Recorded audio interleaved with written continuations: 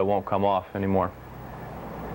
Another thing you want to do occasionally, and that is to take all your covers off your ways and anywhere on the edges where you might get a little bit of dirt getting in, to clean them all off and then put a little extra oil on and put the covers back on.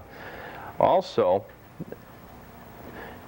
you may, after a longer period of time, say a year, you may get a little bit of wear in the ways. You may get a little bit of side movement or up and down movement on the ways. Now, all the ways have tapered adjustable gibs to take up the plate. You take your covers off the ends. In this case, this is a crossway. It's open on the back side of the other end, and this end you take off here, crank it back, and you can see a screw right here. That's actually what moves the gib, and the gib is right behind it. Now this is the small end of the gib, and the large end is down here. So actually tighten it.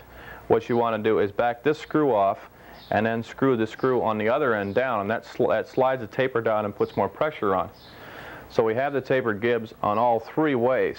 So if you do get some play in that, just take your covers off and move the gib so that you're moving the fat end of the gib down to tighten up the ways.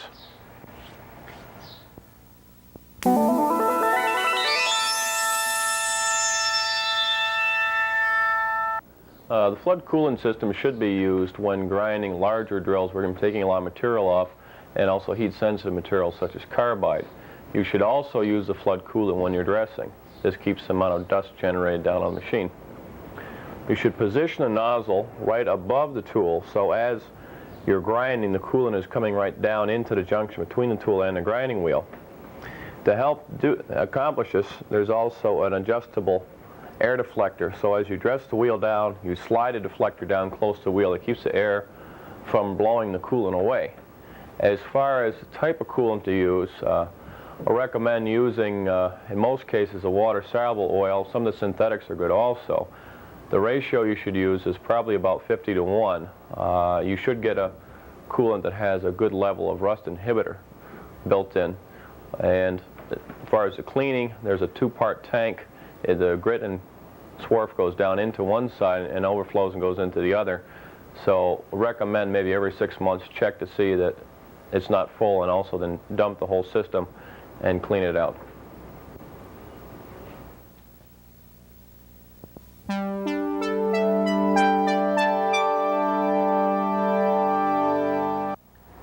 I want to go over now the operation controls and maintenance on the semi-automatic machines.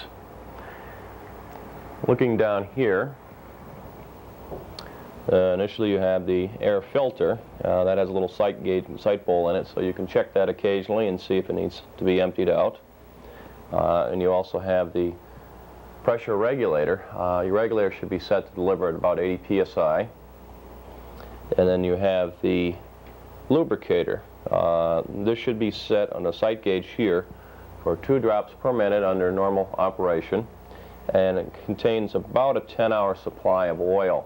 So you should probably check that on a daily basis to see if it needs to add any oil. I recommend putting in 10-weight oil. And up here we have the speed control valve.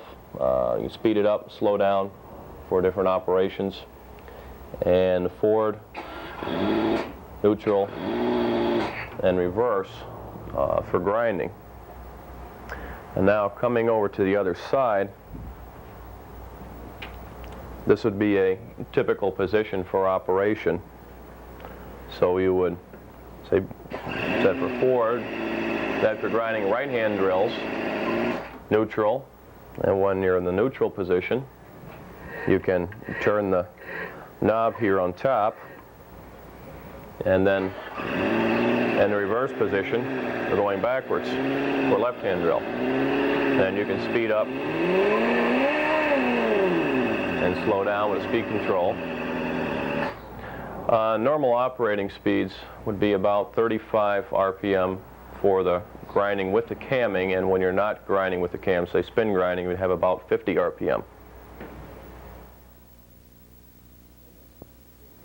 In this training video, I've gone over a lot of the basic operations that you can do on the machine. If you look in the manual that you get with the machine, that has a lot more detailed information. In fact, I referred to it several times during the video. There are certain settings and charts that's a little bit too numerous just to talk about, and look right in there to find those, and that gives much more detailed explanations. If you have any other questions, you can always call us if you've got a specific application. Telephone number is area code 716-394-4270.